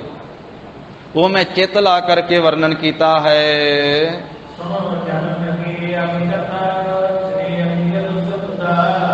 ਧੰਨ ਸ੍ਰੀ ਗੁਰੂ ਅੰਗਦ ਦੇਵ ਸਾਹਿਬ ਜੀ ਮਹਾਰਾਜ ਸੁੱਖਾਂ ਦੇ ਦਾਤੇ। ਹੁਣ ਸਤਿਗੁਰੂ ਜੀ ਦੇ ਪ੍ਰਕਾਸ਼ ਧਾਰਨ ਦੀ ਕਥਾ ਸੁਣੋ। ਪਹਿਲਾਂ ਤੇ ਕਾਰਨ ਦੱਸਿਆ ਵੀ ਕਾਰਨ ਕੀ ਸੀ ਜਿਸ ਕਰਕੇ ਗੁਰੂ ਜੀ ਨੂੰ ਅਵਤਾਰ ਧਾਰਨ ਕਰਨਾ ਪਿਆ। ਹੁਣ ਕਿਵੇਂ ਪ੍ਰਕਾਸ਼ ਧਾਰਿਆ, ਕਿਵੇਂ ਜਨਮ ਲਿਆ, ਕਹਿੰਦੇ ਵੀ ਹੁਣ ਜਨਮ ਦੀ ਕਥਾ, ਭਾਵ ਪ੍ਰਕਾਸ਼ ਧਾਰਨ ਦੀ ਕਥਾ ਸੁਣੋ। ਸੁੱਖਾਂ ਦੇ ਦਾਤੇ ਸ੍ਰੀ ਗੁਰੂ ਅੰਗਦ ਦੇਵ ਸਾਹਿਬ ਜੀ ਮਹਾਰਾਜ।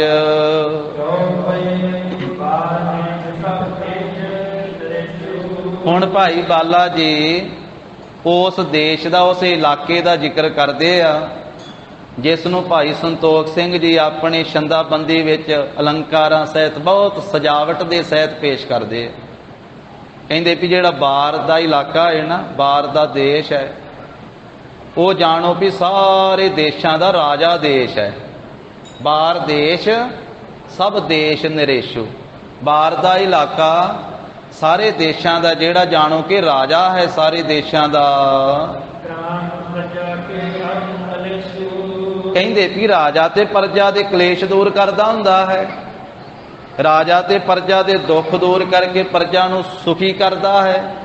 ਇਸ ਕਰਕੇ ਇਹ ਜਾਣੋ ਜਿਹੜਾ ਬਾਰ ਦਾ ਇਲਾਕਾ ਇੱਕ ਰਾਜਾ ਹੈ, ਇਹਦੇ ਵਿੱਚ ਜਿੰਨੇ ਪਿੰਡ ਵਾ ਉਹਦੀ ਪ੍ਰਜਾ ਵਾ, ਤੇ ਆਪਣੇ ਪ੍ਰਜਾ ਦੇ ਕਲੇਸ਼ਾਂ ਨੂੰ ਇਹ ਨਾਸ਼ ਕਰਨ ਵਾਲਾ ਹੈ। ਕਿਹੜਾ ਕਹਿੰਦੇ ਇਲਾਕਾ ਬਾਰ ਦਾ ਇਲਾਕਾ ਹੈ? ਹੁਣ ਦੱਸਦੇ ਆ। ਕਹਿੰਦੇ ਇੱਕ ਪਾਸੇ ਤੇ ਰਾਵੀ ਨਦੀ ਵਗਦੀ ਹੈ, ਇੱਕ ਪਾਸੇ ਰਾਵੀ ਨਦੀ ਦਾ ਪਾਣੀ ਵਗਦਾ ਹੈ। ਉਹ ਸੋਹਣੇ ਰੰਗ ਵਾਲਾ ਸਵੱਛ ਜਲ, ਜਿਹਦੇ ਵਿੱਚੋਂ ਬਹੁਤ ਸੋਹਣੀਆਂ ਤਰੰਗਾਂ ਉਛਲਦੀਆਂ ਹਨ, ਪਾਣੀ ਦੀਆਂ ਲਹਿਰਾਂ ਵਗਦੀਆਂ ਹਨ ਰਾਵੀ ਦੇ ਵਿੱਚੋਂ। ਕਹਿੰਦੇ ਜਾਣੋ ਵੀ ਇਹ ਬਾਰ ਦੇਸ਼ ਰੂਪੀ ਰਾਜੇ ਦੇ ਉੱਤੇ ਨਾ, ਇਹ ਜਿਹੜੀ ਰਾਵੀ ਨਦੀ ਵਗ ਰਹੀ ਹੈ, ਜਾਣੋ ਕਿ ਪੱਖਾ ਝੱਲਦੀ ਪਈ ਹੈ। ਇਹ ਸ੍ਰੇਸ਼ਟ ਪੱਖਾ ਕਹਿੰਦੇ ਹੋ ਰਿਹਾ ਇਸ ਰਾਜੇ ਦੇ ਉੱਤੇ। ਜਾਣੋ ਵੀ ਬਾਰ ਦੇਸ਼ ਰੂਪੀ ਰਾਜੇ ਦੇ ਇਹ ਨਿਰਪਤਾ ਦੇ, ਇਹ ਰਾਜਪੁਣੇ ਦੇ ਲੱਛਣ ਕਹਿੰਦੇ ਥਾਪੇ ਹੋਏ ਹਨ ਸੋਭਾ ਦੇ ਸਹਿਤ। ਤੇ ਦੂਜੇ ਪਾਸੇ ਬਾਰ ਦੇਸ਼ ਦੇ ਦੂਸਰੇ ਪਾਸੇ ਚੰਦਰਭਗਾ ਨਾਮ ਹੈ ਚਨਾਬ ਦਾ, ਚਨਾਬ ਦਰਿਆ ਜੋ ਹੈ। ਦੂਸਰੇ ਪਾਸੇ ਚਨਾਬ ਦਰਿਆ ਜਿਹੜਾ ਸੋਭਾ ਪਾ ਰਿਹਾ ਹੈ। ਤੇ ਇਸ ਚਨਾਬ ਦਰਿਆ ਦੀਆਂ ਵੀ ਸਵੱਛ ਤਰੰਗਾਂ ਲਹਿਰਾਂ ਉਹ ਬਹੁਤੀਆਂ ਉੱਠ ਰਹੀਆਂ ਹਨ। ਜਾਣੋ ਕਹਿੰਦੇ ਵੀ ਇਹ ਬਾਰ ਦੇਸ਼ ਰੂਪੀ ਰਾਜੇ ਦੇ ਉੱਤੇ ਚੌਰ ਕਰ ਰਿਹਾ ਹੈ, ਬਹੁਤ ਛਵੀ ਦੇ ਸਹਿਤ, ਸੋਭਾ ਦੇ ਸਹਿਤ ਚੌਰ ਹੋ ਰਿਹਾ ਹੈ। ਜਿਹੜਾ ਚਨਾਬ ਦਰਿਆ ਵਗਦਾ ਪਿਆ ਹੈ, ਜਾਣੋ ਇਸ ਇਲਾਕੇ ਦੇ ਉੱਤੇ, ਦੇਸ਼ ਦੇ ਉੱਤੇ ਚੌਰ ਹੋ ਰਿਹਾ ਹੈ। ਜਿਹੜੀ ਰਾਵੀ ਵਗਦੀ ਪਈ ਹੈ, ਜਾਣੋ ਪੱਖਾ ਚੱਲਦਾ ਪਿਆ ਹੈ। ਮਹਾਨ ਹੀ ਮਹਾਨ ਕਹਿੰਦੇ ਮਹਿਮਾ ਜਣਾਉਣ ਵਾਸਤੇ। ਹੁਣ ਕਹਿੰਦੇ ਜਿਹੜਾ ਇਲਾਕਾ ਹੈ ਨਾ ਬਾਰ ਦੇਸ਼, ਜਿੱਥੇ ਧੰਨ ਸ੍ਰੀ ਗੁਰੂ ਨਾਨਕ ਦੇਵ ਸਾਹਿਬ ਜੀ ਨੇ ਪ੍ਰਕਾਸ਼ ਧਾਰਨਾ ਹੈ, ਧਰਤੀ ਦੀ ਬੇਨਤੀ ਸੁਣ ਕੇ, ਦੁਖੀਆਂ ਦੀ ਬੇਨਤੀ ਸੁਣ ਕੇ ਸੰਸਾਰ ਵਿੱਚ ਸੁੱਖ ਵਰਤਾਉਣ ਵਾਲੇ ਸੁੱਖਾਂ ਦੇ ਦਾਤੇ ਨੇ। ਉਹ ਇਲਾਕਾ ਕਿਹੋ ਜਿਹਾ ਹੁਣ ਉਹਦਾ ਦੱਸ ਰਹੇ ਆ। ਬਾਰ ਦਾ ਇਲਾਕਾ ਉਹ ਕਹਿੰਦੇ ਸਦਾ ਹੀ ਸੁਕਾਲ, ਜਿੱਥੇ ਕਹਿੰਦੇ ਸ੍ਰੇਸ਼ਟ ਸਮੇਂ ਲੱਗਦੇ, ਫਸਲਾਂ ਬਹੁਤ ਹੁੰਦੀਆਂ, ਅਨਾਜ ਬਹੁਤਾ ਹੁੰਦਾ ਹੈ, ਤੇ ਖੇਤੀਆਂ ਦਾ ਜਾਣੋ ਕਿ ਘਰ ਹੈ ਇਹ ਇਲਾਕਾ। ਇੱਥੇ ਕਹਿੰਦੇ ਵੀ ਦੁਕਾਲ ਨਾਮ ਹੁੰਦਾ ਹੈ ਕਾਲ ਪੈਣ ਦਾ, ਮਾੜੇ ਸਮੇਂ ਦਾ। ਕਹਿੰਦੇ ਮਾੜੇ ਸਮੇਂ ਦੀ ਤੇ ਇੱਥੇ ਖੋਟੀ ਚਾਲ ਹੈ ਹੀ ਨਹੀਂ, ਭਾਵ ਇੱਥੇ ਸਮੇਂ ਮਾਰੇ ਨਹੀਂ ਜਾਂਦੇ, ਕਾਲ ਨਹੀਂ ਪੈਂਦਾ ਹੈ। ਤੇ ਖੇਤੀਆਂ ਨੂੰ ਜਿਹੜੇ ਕਹਿੰਦੇ ਵੀ ਸਪਤ ਈਤ, 7 ਪ੍ਰਕਾਰ ਦਾ ਡਰ ਹੁੰਦਾ ਨਾ ਜੋ ਫਸਲਾਂ ਨੂੰ, ਉਹ ਕਹਿੰਦੇ ਡਰ ਨਹੀਂ ਇੱਥੇ ਪੈਂਦਾ, ਡਰ ਨਹੀਂ ਪਾਇਆ ਜਾਂਦਾ। ਉਹ 7 ਪ੍ਰਕਾਰ ਦਾ ਡਰ ਕਿਹੜਾ ਹੈ? ਕਹਿੰਦੇ ਵੀ ਇੱਕ ਪਹਿਲੇ ਪ੍ਰਕਾਰ ਦਾ ਡਰ ਹੈ ਵੀ ਵਰਖਾ ਬਹੁਤੀ ਜ਼ਿਆਦੀ ਹੋ ਜਾਣੀ, ਬਹੁਤਾ ਜ਼ਿਆਦਾ ਮੀਂਹ ਪੈ ਜਾਣਾ। ਜਿਵੇਂ ਇਸ ਆਪਣੇ ਇਲਾਕੇ 'ਚ ਬਹੁਤਾ ਜ਼ਿਆਦਾ ਮੀਂਹ ਪੈ ਜਾਵੇ ਤੇ ਹੜ੍ਹ ਆ ਜਾਂਦੇ ਹਨ। ਜ਼ਿਆਦਾ ਹੀ ਮੀਂਹ ਪੈ ਜਾਵੇ ਜਿਸ ਵੇਲੇ ਤੇ ਫਿਰ ਬਿਆਸ ਦੇ ਵਿੱਚ, ਸਤਲੁਜ ਦੇ ਵਿੱਚ ਹੜ੍ਹ ਆ ਜਾਂਦਾ ਤੇ ਇਲਾਕਾ ਫਸਲਾਂ ਮਾਰੀਆਂ ਜਾਂਦੀਆਂ। ਪਹਿਲਾ ਇਹ ਡਰ ਹੈ। ਦੂਸਰਾ ਕਹਿੰਦੇ ਵੀ ਵਰਖਾ ਨਾ ਹੋਣੀ, ਇਹ ਦੂਜਾ ਡਰ ਹੈ। ਤੀਜਾ ਕਹਿੰਦੇ ਚੂਹੇ ਪੈਣੇ। ਚੌਥਾ ਕਹਿੰਦੇ ਮੱਕੜੀ ਦਾ ਪੈਣਾ। ਪੰਜਵਾਂ ਕਹਿੰਦੇ ਪੰਛੀਆਂ ਨੇ ਖਾ ਜਾਣਾ। ਛੇਵਾਂ ਕਹਿੰਦੇ ਰਾਜੇ ਨੇ ਉਜਾੜ ਦੇਣਾ ਇਲਾਕਾ। ਸੱਤਵਾਂ ਕਹਿੰਦੇ ਡਰ ਹੈ ਕੁੰਗੀ ਪੈ ਜਾਣੀ। ਇਹ ਜਿਹੜਾ 7 ਪ੍ਰਕਾਰ ਦਾ ਕਹਿੰਦੇ ਫਸਲਾਂ ਦਾ ਡਰ ਹੈ, ਉਹ ਇਸ ਬਾਰ ਦੇ ਇਲਾਕੇ ਵਿੱਚ ਨਹੀਂ ਪੈਂਦਾ ਹੈ। ਕਹਿੰਦੇ ਵੀ ਉਸ ਵੇਲੇ ਦਾ ਮਾਹੌਲ ਇਸ ਇਲਾਕੇ ਦਾ ਇਸ ਤਰ੍ਹਾਂ ਦਾ ਬਣ ਗਿਆ, ਜਦੋਂ ਧੰਨ ਸ੍ਰੀ ਗੁਰੂ ਨਾਨਕ ਸਾਹਿਬ ਜੀ ਨੇ ਪ੍ਰਕਾਸ਼ ਧਾਰਨਾ ਸੀ।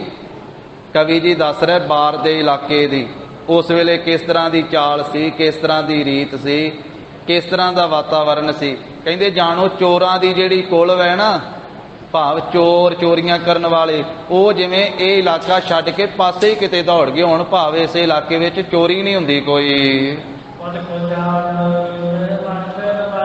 ਤੇ ਜਿਹੜੇ ਰਾਹ ਤੇ ਜਾਂਦੇ ਰਾਹੀ ਆ ਨਾ, ਇਸ ਇਲਾਕੇ ਵਿੱਚ ਰਾਹੀ ਜਾਂਦੇ ਆ, ਉਹ ਕਹਿੰਦੇ ਇਸ ਇਲਾਕੇ ਨੂੰ ਵੇਖ ਕਰਕੇ ਉਹਨਾਂ ਦਾ ਮਨ ਭਰਮ ਜਾਂਦਾ ਹੈ, ਭਾਵ ਉਹਨਾਂ ਦਾ ਮਨ ਮੋਹਿਤ ਹੋ ਜਾਂਦਾ ਹੈ, ਮਨ ਖਿੱਚਿਆ ਜਾਂਦਾ ਇਸ ਇਲਾਕੇ ਨੂੰ ਵੇਖ ਕੇ।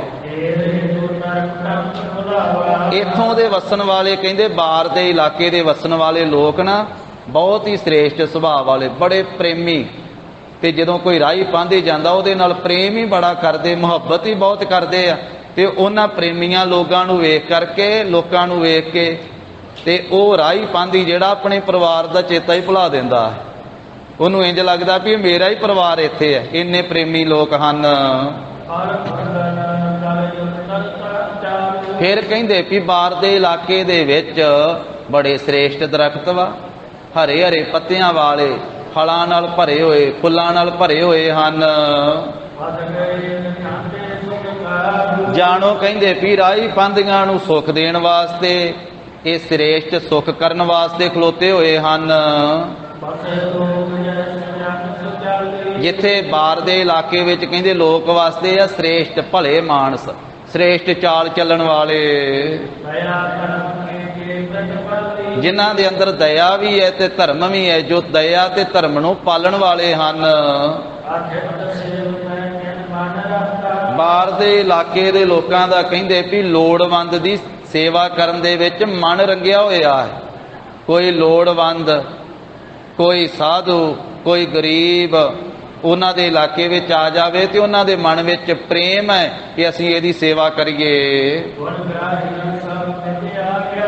ਫਿਰ ਕਹਿੰਦੇ ਬਾਹਰ ਇਲਾਕੇ ਦੇ ਲੋਕ ਗੁਣਗ੍ਰਾਹੀ ਹਨ, ਭਾਵ ਜਿੱਥੇ ਵੀ ਜਾਂਦੇ ਆ ਉਹ ਗੁਣਾਂ ਨੂੰ ਗ੍ਰਹਿਣ ਕਰ ਲੈਂਦੇ ਤੇ ਔਗਣ ਛੱਡ ਦਿੰਦੇ ਆ।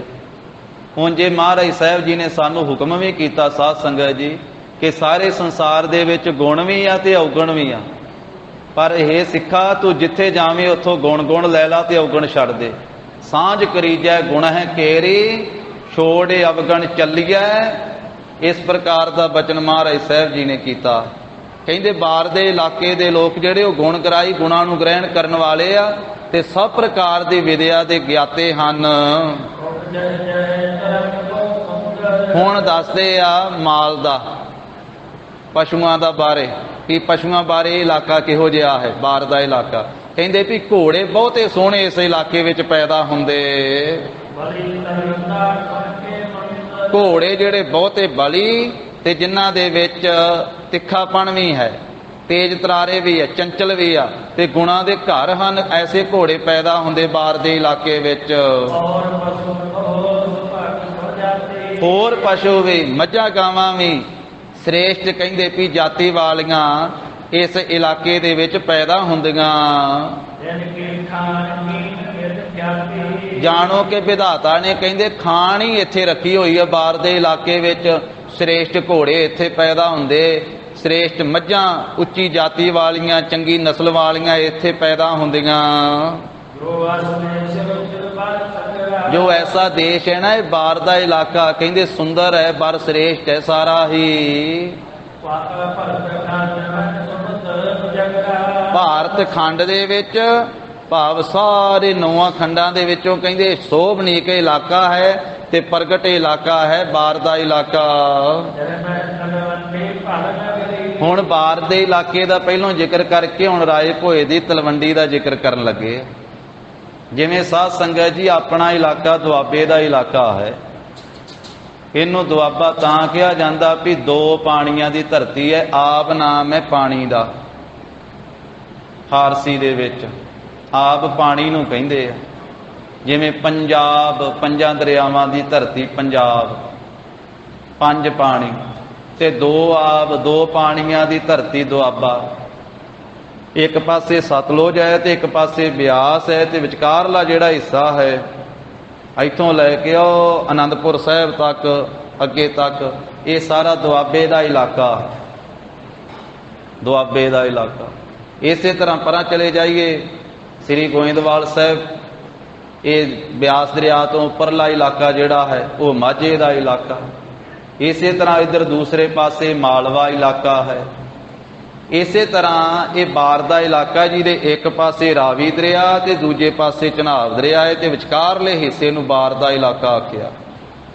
ਉਸ ਬਾਰ ਦੇ ਇਲਾਕੇ ਦੇ ਬਾਰੇ ਸਾਰਾ ਜ਼ਿਕਰ ਕਰਕੇ ਭਾਈ ਸਾਹਿਬ ਜੀ ਨੇ ਉਸ ਬਾਰ ਦੇ ਇਲਾਕੇ ਵਿੱਚ ਜਿਹੜੀ ਰਾਏ ਭੋਏ ਦੀ ਤਲਵੰਡੀ ਹੈ ਹੁਣ ਉਹਦਾ ਜ਼ਿਕਰ ਕਰਨ ਲੱਗੇ ਆ। ਕਹਿੰਦੇ ਬਾਰ ਦੇ ਇਲਾਕੇ ਦੇ ਵਿੱਚ ਤੇ ਮਹਿ ਤਲਵੰਡੀ ਭਲ ਨਗਰੀ, ਭਲੀ ਨਗਰੀ ਵਸਦੀ ਹੈ ਰਾਏ ਭੋਏ ਦੀ ਤਲਵੰਡੀ। ਤੇ 4 ਵਰਨਾਂ ਦੇ ਲੋਕ ਇਸ ਤਲਵੰਡੀ ਨਗਰ ਵਿੱਚ ਰਹਿੰਦੇ। ਇੱਥੇ ਬ੍ਰਾਹਮਣ ਵੀ ਰਹਿੰਦੇ ਆ, ਇੱਥੇ ਛਤਰੀ ਵੀ ਰਹਿੰਦੇ ਆ, ਇੱਥੇ ਵੈਸ ਵੀ ਤੇ ਸ਼ੂਦਰ ਵੀ ਰਹਿੰਦੇ ਆ। 4 ਵਰਨਾਂ ਦੇ ਨਾਲ ਐ ਭਰੀ ਪਈ ਆ ਸਾਰੀ ਤਲਵੰਡੀ। ਇਸ ਰਾਏ ਭੋਏ ਦੇ ਤਲਵੰਡੀ ਦੇ 4 ਚੁਫੇਰੇ ਬਾਗ ਲੱਗੇ ਹੋਏ ਆ ਤੇ ਉਹ ਬਾਗ ਬੜਾ ਸੋਭਨੀਕ ਹੈ। ਫੁੱਲਾਂ ਦੀਆਂ ਬਗੀਚੀਆਂ ਲੱਗੀਆਂ ਹੋਈਆਂ ਤਲਵੰਡੀ ਦੇ ਇਰਦ ਗਿਰਦ, ਬਹੁਤ ਸ਼ੋਭਾ ਛਵੀ ਬਣੀ ਹੋਈ ਹੈ, ਬਹੁਤ ਸ਼ੋਭਾ ਪਾਉਂਦੀਆਂ। ਤੇ ਨਗਰ ਦੇ ਆਲੇ ਦੁਆਲੇ ਕਹਿੰਦੇ ਵੀ ਨਗਰ ਕੋਟ ਬਣਿਆ ਹੋਇਆ, ਦੁਆਲੇ ਸਫੀਲ ਬਣੀ ਹੋਈ ਹੈ। ਪਿਛਲੇ ਸਮੇਂ ਦੇ ਵਿੱਚ ਨਾ ਸਾਧ ਸੰਗਤ ਜੀ ਰਾਜੇ ਲੋਕ ਆਪਣੇ ਸ਼ਹਿਰ ਦੇ ਆਲੇ ਦੁਆਲੇ ਉੱਚੀ ਕੰਧ ਕਰਿਆ ਕਰਦੇ ਸੀ, ਉਹ ਕਿਲੇ ਦੀ ਨਿਆਈ ਕਿਤੇ ਕਿਤੇ ਵੇਖਣ ਨੂੰ ਮਿਲਦੀ ਹੈ ਕਿਉਂਕਿ ਸਮੇਂ ਦੇ ਨਾਲ ਸਭ ਚੀਜ਼ਾਂ ਢਹਿ ਜਾਂਦੀਆਂ। ਜਿਵੇਂ ਇੱਥੇ ਸੁਲਤਾਨਪੁਰ ਲੋਧੀ ਦੀ ਧਰਤੀ ਵਿੱਚ ਵੀ ਪੁਰਾਣਾ ਕਿਲਾ ਹੈ, ਉਹਦੇ ਹੁਣ ਕੁਝ ਨਿਸ਼ਾਨੀਆਂ ਹੀ ਬਚੀਆਂ, ਕੁਝ ਕੰਧਾਂ ਹੀ ਬਚੀਆਂ ਹਨ, ਬਾਕੀ ਤੇ ਸਾਰਾ ਢਹਿ ਹੀ ਗਿਆ। ਜਿਹਦੇ ਵਿੱਚ ਥਾਣਾ ਹੈ, ਕੁਝ ਉਹਦੀਆਂ ਕੰਧਾਂ, ਕੁਝ ਉਹਦੇ ਮਨਾਰੇ ਬਚੇ ਹੋਏ ਆ, ਮਹਾਰਾਜ ਦੇ ਵੇਲੇ ਦਾ ਹੈ। ਇਸੇ ਤਰ੍ਹਾਂ ਹੀ ਮੱਧ ਪ੍ਰਦੇਸ਼ ਦੇ ਇਲਾਕੇ 'ਚ ਜਾਈਏ ਤੇ ਬੁਰਹਾਨਪੁਰ ਜੋ ਸ਼ਹਿਰ ਹੈ ਉਹਦੇ ਆਲੇ ਦੁਆਲੇ ਜਿਹੜੀ ਕੰਧ ਸੀ ਨਾ, ਇਹ ਸਫੀਲ ਦੁਆਲੇ ਕੋਟ ਜਿਹਨੂੰ ਆਖਿਆ ਗਿਆ ਹੈ, ਉਹ ਹੁਣ ਵੀ ਉਹਦੀਆਂ ਕੁਝ ਨਿਸ਼ਾਨੀਆਂ ਉੱਥੇ ਦਿਸਦੀਆਂ ਵਾ। ਕੰਧ 4 ਚੁਫੇਰੇ ਸੀ ਸ਼ਹਿਰ ਦੇ। ਇਸੇ ਤਰ੍ਹਾਂ ਹੀ ਰਾਏ ਭੋਏ ਦੀ ਤਲਵੰਡੀ ਦੇ 4 ਚੁਫੇਰੇ ਉੱਚੀ ਕੰਧ ਕੀਤੀ ਹੋਈ ਸੀ, ਉਹਨੂੰ ਕੋਟ ਆਖਿਆ। ਕਹਿੰਦੇ ਨਗਰ ਦੀ ਰੱਖਿਆ ਵਾਸਤੇ ਨਗਰ ਕੋਟ। ਨਗਰ ਦੇ ਆਲੇ ਦੁਆਲੇ ਜਾਣੋ ਕਿ ਕਿਲਾ ਇੱਕ ਕੰਧ ਉੱਚੀ ਕੀਤੀ ਹੋਈ ਹੈ, ਉੱਚੀ ਜਿਹੜਾ ਇਹ 4 ਚੁਫੇਰੇ ਸਫੀਲ ਬਣਾਈ ਹੋਈ ਹੈ। ਕਵੀ ਜੀ ਆਪਣੇ ਬੋਲਾਂ ਵਿੱਚ ਸੁੰਦਰਤਾ ਹੋਰ ਭਰਨ ਵਾਸਤੇ ਕਹਿੰਦੇ ਆ, ਕਹਿੰਦੇ ਜਾਣੋ ਕਿ ਉੱਚੇ ਉੱਚੇ ਪਹਾੜਾਂ ਦੇ ਨਾਲ ਈਰਖਾ ਕਰਦੀ ਹੈ ਉੱਚੀ ਕੰਧ ਜਿਹੜੀ ਹੈ। ਈਰਖਾ, ਕਿਉਂਕਿ ਈਰਖਾ ਉੱਥੇ ਪੈਦਾ ਹੁੰਦੀ ਜਿੱਥੇ ਬਰਾਬਰਤਾ ਹੋਵੇ। ਈਰਖਾ ਬਰਾਬਰਤਾ ਦੇ ਥਾਂ ਤੇ ਇੱਥੇ ਉਹ ਕੰਧ ਦਾ ਜ਼ਿਕਰ ਕਰਨ ਲੱਗਿਆ ਵੀ ਚਫੇਰੇ ਜਿਹੜਾ ਕੋਟ ਵਲਿਆ ਹੋਇਆ ਨਾ, ਕਹਿੰਦੇ ਉਹ ਜਾਣੋ ਕਿ ਪਹਾੜਾਂ ਨਾਲ ਈਰਖਾ ਕਰਦੀ ਵੀ ਪਹਾੜਾਂ ਵਾਂਗੂ ਉੱਚੀ ਹੈ।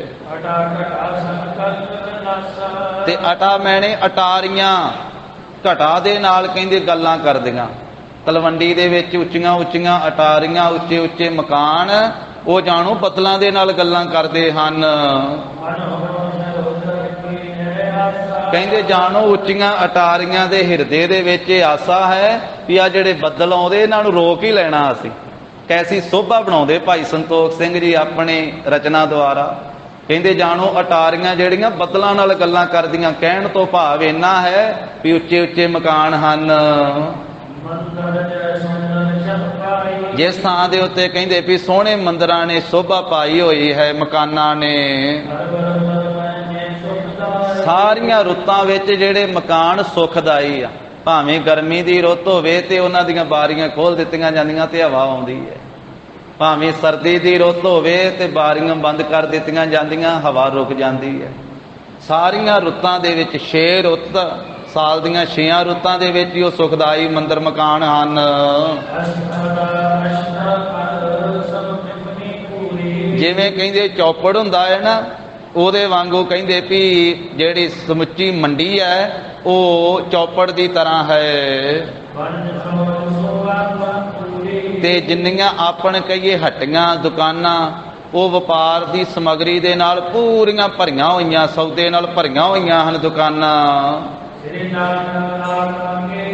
ਕਹਿੰਦੇ ਜਾਣੋ ਕਿ ਇਹ ਬਾਰ ਦਾ ਇਲਾਕਾ ਜਾਂ ਉਹਦੇ ਵਿੱਚ ਰਾਏ ਭੋਏ ਦੀ ਤਲਵੰਡੀ, ਔਰ ਇਹ ਸਾਰਾ ਕੁਝ ਜਿਹਦਾ ਪਿੱਛੇ ਵਰਣਨ ਕੀਤਾ ਹੈ ਕਿ ਸ੍ਰੀ ਗੁਰੂ ਨਾਨਕ ਦੇਵ ਸਾਹਿਬ ਮਹਾਰਾਜ ਨੇ ਆਉਣਾ ਹੈ, ਅਵਤਾਰ ਧਾਰ ਕੇ, ਪ੍ਰਕਾਸ਼ ਧਾਰ ਕੇ ਆਉਣਾ ਹੈ। ਗੁਰੂ ਸਾਹਿਬ ਜੀ ਦੇ ਆਗਮਨ ਦੇ ਕਾਰਨ ਨੂੰ ਲੈ ਕੇ, ਆਗਮਨ ਦੇ ਵਾਸਤੇ ਕਹਿੰਦੇ ਜਾਣੋ ਕਿ ਵਿਧਾਤਾ ਨੇ ਇਹ ਸਵਰਗੀ ਰਚ ਦਿੱਤਾ ਹੈ ਰਾਏ ਭੋਏ ਦੀ ਤਲਵੰਡੀ ਦੇ ਵਿੱਚ। ਕਿ ਸ੍ਰੀ ਗੁਰੂ ਨਾਨਕ ਸਾਹਿਬ ਮਹਾਰਾਜ ਨੇ ਪ੍ਰਕਾਸ਼ ਧਾਰਨਾ ਤੇ ਸਾਰੀਆਂ ਸੁੱਖ ਸਹੂਲਤਾਂ ਰਚ ਦਿੱਤੀਆਂ। ਕਹਿੰਦੇ ਰਾਏ ਭੋਏ ਦੀ ਤਲਵੰਡੀ ਦੇ ਵਿੱਚ ਗਾਵਾਂ ਦਾ ਦੁੱਧ ਜਿਹੜਾ ਹੈ ਨਾ, ਉਹ ਅੰਮ੍ਰਿਤ ਵਰਗਾ ਮਿੱਠਾ ਹੈ, ਅੰਮ੍ਰਿਤ ਵਰਗਾ ਦੁੱਧ ਹੈ। ਉਂਝ ਸਾਧ ਸੰਗਤ ਜੀ ਬਾਣੀ ਵਿੱਚ ਵੀ ਦੁੱਧ ਨੂੰ ਅੰਮ੍ਰਿਤ ਹੀ ਆਖਿਆ, ਤੇ ਅੰਮ੍ਰਿਤ ਤਾਂ ਆਖਿਆ ਹੈ ਕਿ ਦੁੱਧ ਦੇ ਨਾਲ ਵੀ ਜੀਵਨ ਮਿਲਦਾ। ਸਾਧ ਸੰਗਤ ਜੀ, ਸਾਡੀ ਜ਼ਿੰਦਗੀ ਜਿੱਥੇ ਪਾਣੀ ਦੇ ਉੱਤੇ ਹੈ, ਜਿੱਥੇ ਪ੍ਰਸ਼ਾਦੇ ਦੇ ਉੱਤੇ ਹੈ ਨਿਰਭਰ, ਉੱਥੇ ਦੁੱਧ ਦੇ ਉੱਤੇ ਵੀ ਹੈ। ਦੁੱਧ ਦੇ ਨਾਲ ਵੀ ਕਿੰਨੇ ਪਦਾਰਥ ਬਣਦੇ ਆ। ਤੇ ਮਹਾਰਾਜ ਸਾਹਿਬ ਜੀ ਨੇ ਇਹ ਜ਼ਿਕਰ ਕੀਤਾ ਹੈ, ਪਸ਼ੂ ਮਿਲਹਿ ਚੰਗਿਆਈਆਂ ਖੜ ਖਾਵਹਿ ਅੰਮ੍ਰਿਤ ਦੇਹ। ਇਹ ਪਸ਼ੂ ਜਿਹੜੇ ਆ ਉਹ ਸੁੱਕੇ ਟਾਂਡੇ ਖਾ ਕੇ ਵੀ, ਤੂੜੀ ਤੰਦ ਪੱਠਾ ਖਾ ਕੇ ਫਿਰ ਵੀ ਅੰਮ੍ਰਿਤ ਦਿੰਦੇ। ਅੰਮ੍ਰਿਤ ਉੱਥੇ ਦੁੱਧ ਨੂੰ ਆਖਿਆ। ਤੇ ਇਸ ਕਰਕੇ ਕਹਿੰਦੇ ਵੀ ਤਲਵੰਡੀ ਦੀਆਂ ਜਿਹੜੀਆਂ ਗਾਵਾਂ, ਉਹਨਾਂ ਦਾ ਦੁੱਧ ਜੋ ਹੈ ਨਾ, ਉਹ ਅੰਮ੍ਰਿਤ ਦੇ ਸਮਾਨ ਹੈ। ਤੇ ਦੇਵਤਿਆਂ ਦੇ ਬਰਾਬਰ ਕਹਿੰਦੇ ਵੀ ਰਾਏ ਭੋਏ ਦੀ ਤਲਵੰਡੀ ਦੇ ਮਨੁੱਖ ਹਨ। ਇਸ ਤਰ੍ਹਾਂ ਦੀ ਕਹਿੰਦੇ ਗੁਰੂ ਸਾਹਿਬ ਦੇ ਪ੍ਰਕਾਸ਼ ਧਾਰਨ ਤੋਂ ਪਹਿਲਾਂ ਰਾਏ ਭੋਏ ਦੀ ਤਲਵੰਡੀ ਦੇ ਤੇ ਬਾਰ ਦੇ ਇਲਾਕੇ ਦੀ ਜਿਹੜੀ ਵਿਚਿੱਤਰ ਰਚਨਾ ਬਣਾ ਦਿੱਤੀ ਪਰਮੇਸ਼ਰ ਨੇ, ਅਲੌਕਿਕ। ਜਿਹੜਾ ਦੇਵਤਿਆਂ ਦਾ ਕਾਰੀਗਰ ਹੈ ਨਾ, ਵਿਸ਼ਕਰਮਾ, ਉਹ ਵੀ ਕਹਿੰਦੇ ਵੇਖ ਵੇਖ ਕੇ ਹੈਰਾਨ ਹੋ ਗਿਆ ਵੀ ਇਸ ਤਰ੍ਹਾਂ ਦੀ ਕਾਰੀਗਰੀ ਤੇ ਮੇਰੇ ਤੋਂ ਵੀ ਨਹੀਂ ਹੁੰਦੀ ਹੈ, ਇਸ ਤਰ੍ਹਾਂ ਦੀ ਕਾਰੀਗਰੀ ਤੇ ਮੈਂ ਵੀ ਨਹੀਂ ਕਰ ਸਕਦਾ ਜਿਸ ਤਰ੍ਹਾਂ ਦੀ ਕਾਰੀਗਰੀ ਇੱਥੇ ਰਾਏ ਭੋਏ ਦੀ ਤਲਵੰਡੀ ਵਿੱਚ ਹੋਈ ਪਈ ਹੈ। ਕਹਿੰਦੇ ਵੀ ਫਿਰ ਵੇਦਾਂ ਦੇ ਪਾਠੀ ਆ, ਤਤ ਵੇਤੂ ਜਿਹੜੇ ਹਵਨ ਕਰਨ ਵਾਲੇ, ਉਹ ਵੀ ਰਹਿੰਦੇ ਹਨ ਬ੍ਰਾਹਮਣ ਪੰਡਤ। 6 ਕਰਮ ਕਰਨ ਵਾਲੇ ਤੇ ਇਸੇ ਤਰ੍ਹਾਂ ਕੇਵਲ ਮੁਕਤੀ ਦੇ ਚਾਹਵਾਨ ਵਸਦੇ ਹਨ। ਐਸੇ ਕਹਿੰਦੇ ਸ੍ਰੇਸ਼ਟ ਬ੍ਰਾਹਮਣ ਪੰਡਤ ਵੀ ਵਸਦੇ ਆ ਸੁਖ ਦੇ ਸਹਿਤ ਰਾਏ ਭੋਏ ਦੀ ਤਲਵੰਡੀ ਵਿੱਚ। ਤੇ ਛਤਰੀ ਧਰਮ ਵਾਲੇ ਜਿਨ੍ਹਾਂ ਨੇ ਕਹਿੰਦੇ ਵੀ ਯੁੱਧ ਕਰਨ ਵਿੱਚ ਹਿੱਤ ਧਾਰਿਆ, ਉਹ ਵੀ ਵਸ ਰਹੇ ਹਨ। ਬਾਣੀਏ ਵੀ ਵਸਦੇ ਆ, ਬੈਸ਼ ਬੜੇ ਧਨੀ ਆ, ਤੇ ਜਿਹੜੇ ਵਪਾਰ ਕਰਦੇ ਕਹਿੰਦੇ ਬਹੁਤ ਨੀਤੀ ਦੇ ਸਹਿਤ। ਇਸੇ ਤਰ੍ਹਾਂ ਜਿਹੜੇ ਕਹਿੰਦੇ ਵੇਦਾਂ ਦੇ ਨਾਲ ਜਿਨ੍ਹਾਂ ਦੀ ਪ੍ਰੀਤ ਹੈ, ਤੇ ਇਸ ਪ੍ਰਕਾਰ ਵੇਦਾਂ ਦੇ ਰਸਤੇ ਤੇ ਚੱਲਣ ਵਾਲੇ ਹਨ। ਇਸੇ ਤਰ੍ਹਾਂ ਸ਼ੂਦਰ ਵੀ ਵਸਦੇ, ਉਹ ਸਾਰਿਆਂ ਦੀ ਸੇਵਾ ਕਰਦੇ ਹਨ। ਇਸੇ ਤਰ੍ਹਾਂ ਸਾਰੇ ਆਪੋ ਆਪਣੀ ਕਾਰ ਦੇ ਵਿੱਚ ਨਿਪੁੰਨ ਵਾ। ਬ੍ਰਾਹਮਣ ਆਪਣੇ ਕੰਮਕਾਰ ਵਿੱਚ ਨਿਪੁੰਨ ਵਾ, ਛਤਰੀ ਯੁੱਧ ਕਰਨ ਵਿੱਚ ਨਿਪੁੰਨ ਵਾ, ਇਸੇ ਤਰ੍ਹਾਂ ਵੈਸ਼ ਵਪਾਰ ਕਰਨ ਵਿੱਚ ਨਿਪੁੰਨ ਵਾ, ਸ਼ੂਦਰ ਸਾਰਾ ਬਾਕੀ ਕੰਮਕਾਰ ਕਰਨ ਵਿੱਚ ਆਪੋ ਆਪਣੀ ਕਾਰ ਦੇ ਵਿੱਚ ਸਾਰੇ ਨਿਪੁੰਨ ਹਨ। ਚੌਹਾਂ ਵਰਨਾਂ ਦੇ ਲੋਕ ਤਲਵੰਡੀ ਵਿੱਚ। ਤੇ ਜਿੰਨੇ ਵੀ ਲੋਕ ਹਨ ਕਹਿੰਦੇ ਵੀ ਅਰੋਗਤਾ, ਰੋਗ ਤੋਂ ਰਹਿਤ ਹਨ। ਰੋਗ ਤੋਂ ਰਹਿਤ ਹੋਣ ਕਰਕੇ ਸਾਰੇ ਖੁਸ਼ੀ ਦੇ ਸਹਿਤ ਹੋ ਰਹੇ ਹਨ।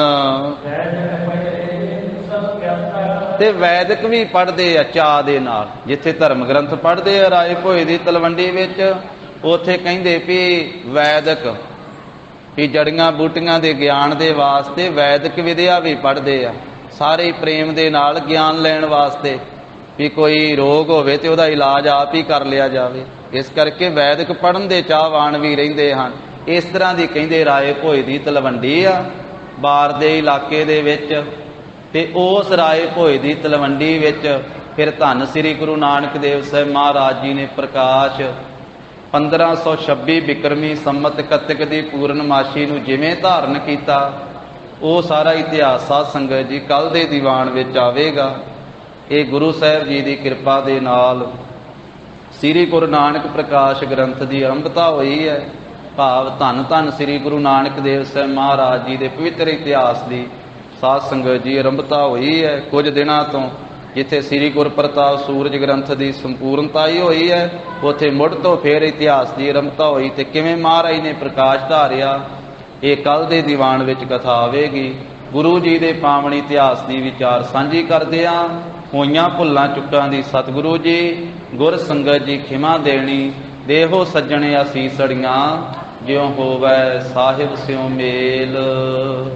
ਵਾਹਿਗੁਰੂ ਵਾਹਿਗੁਰੂ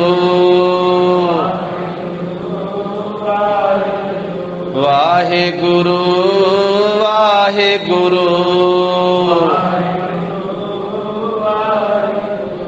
ਵਾਹਿਗੁਰੂ ਵਾਹਿਗੁਰੂ ਵਾਹਿਗੁਰੂ। ਧੰਨ ਧੰਨ ਸ੍ਰੀ ਗੁਰੂ ਨਾਨਕ ਦੇਵ ਜੀ। ਧੰਨ ਧੰਨ ਸ੍ਰੀ ਗੁਰੂ ਨਾਨਕ ਦੇਵ ਜੀ।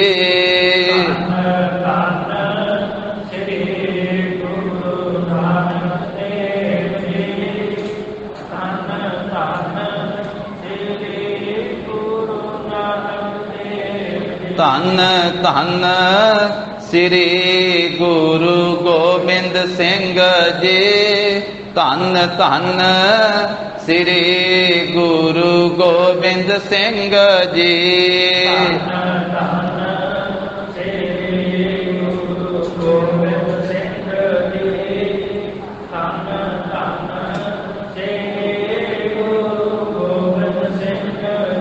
ਧੰਨ ਧੰਨ ਸ੍ਰੀ ਗੁਰੂ ਗ੍ਰੰਥ ਸਾਹਿਬ ਜੀ। ਧੰਨ ਧੰਨ ਸ੍ਰੀ ਗੁਰੂ ਗ੍ਰੰਥ ਸਾਹਿਬ ਜੀ।